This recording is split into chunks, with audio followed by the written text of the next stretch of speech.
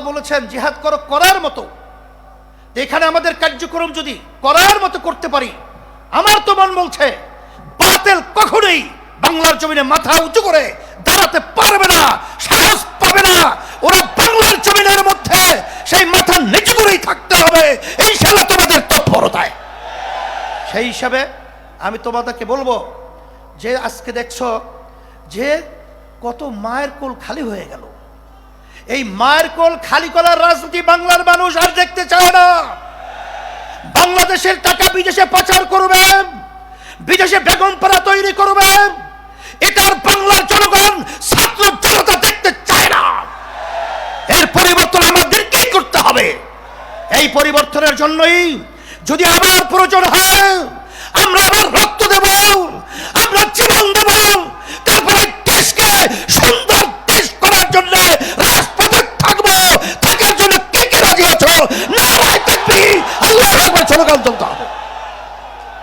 সাথে সাথে আমি বিশেষ করে অন্তর্বর্তীকালীন সরকারকে বলবো, আমাদের যুগ্ম মহাসচিব গাজী আতাউর রহমান সহ বিভিন্ন দায়িত্বশীলরা বলেছেন যে আপনারা কোনো জনগণের ভোটে নির্বাচিত সরকার নয়, আপনারা হলো গণ অভ্যুত্থান, ছাত্র জনতা হাজারো হাজারো মায়ের কোল খালির করার বিনিময় আপনারা ক্ষমতায় এসেছেন। কিন্তু আপনাদের কার্যক্রমগুলো আমরা অনেকাংশে প্রশ্নবিদ্ধ। এটা আমাদের দুঃখ হয়। আপনাদের দুর্বলতা কোথায়? কে কি বলবে তা জানি না। যারা নাকি নির্বাচনের জন্য অস্থির হয়ে গেছে, পিআর নির্বাচন পছন্দ করছেন না, আমি বলবো এখন বাংলাদেশের মানুষ সজাগ হয়ে গেছে। আপনারা জরিপ করে দেখেন, আপনারা তো মনে করেন আপনারা অনেক তালগাছ হয়েছেন। আসলে আপনাদের পায়ের নিচে মাটি নেই, মাটি কিন্তু সরে গেছে। এখন এই বাংলাদেশের মধ্যে আর এই চাঁদাবাজদেরকে, এই যারা নাকি জায়গা দখলকারীদেরকে, খুনিদেরকে, গুমিদেরকে বাংলাদেশের মানুষ দেখতে চায় না। পরিবর্তন করতে হবে, সুন্দর পরিবেশ তৈরির জন্য আমাদেরকে কাজ করতে হবে।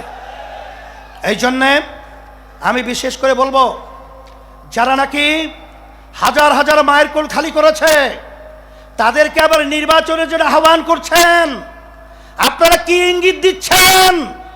এখনো মায়ের কান্না বন্ধ হয় নাই, এখনো মুখদের পানি পানি সেই শব্দ আমাদের কান থেকে এখনো সরে নাই।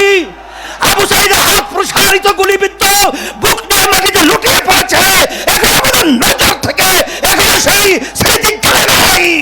আর আপনারা তাদেরকে নির্বাচনে আহ্বান করবেন, আবার নির্বাচনে তাদেরকে নিয়ে এসে আপনারা ক্ষমতা দখল করবেন। এ ধোঁকাবাজি বাংলাদেশের জনগণ বুঝে গেছে।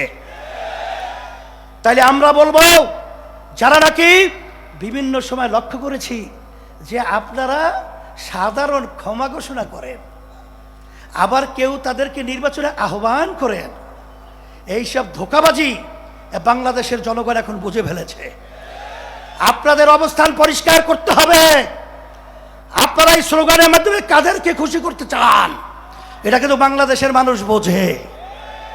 আর এই পাশের আমাদের যে রাষ্ট্র রয়েছে, নিয়ম ছিল বন্ধুত্ব সুলভ আচরণ আমাদের সাথে করবে, কিন্তু তাদের আচরণে আমরা বন্ধুত্ব পাই নাই। তাদের দোষদেরকে খুশি করবেন এবং তাদেরকে নিয়ে আপনারা ক্ষমতায় যাবেন না, এটা কখনোই হবে না, আর হতে দেওয়া যাবে না। আর পিআর সিস্টেমের মাধ্যমেই বাংলাদেশে জাতীয় সরকার গঠন হবে। আপনারা কেন চাচ্ছেন না? আপনাদের ভয় কোথায়? আবার আপনারা এই নির্বাচন পদ্ধতির মাধ্যমে এককভাবে ক্ষমতায় গিয়ে আবার আপনারা বিভিন্ন ধরনের আমাদের উপরে সেই স্টিম রুলার জুলুমের এটা চাপিয়ে দেবেন, এটা হবে না। এই জন্য পিআর সিস্টেমে যদি নির্বাচন না হয়, ইসলামী আন্দোলন বাংলাদেশ, যুব আন্দোলন কনভেনশন থেকে আমরা ঘোষণা করছি, আমরা পিআর সিস্টেমেই ওই নিম্নকক্ষ বলেন উচ্চ কক্ষ বলেন সব সেক্টরেই পিআর সিস্টেমে নির্বাচন হতে হবে। প্রত্যেকটা ভোটারের তাদের ভোটের অধিকার বাস্তবায়িত হবে, বাংলাদেশের জাতীয় সরকার হবে।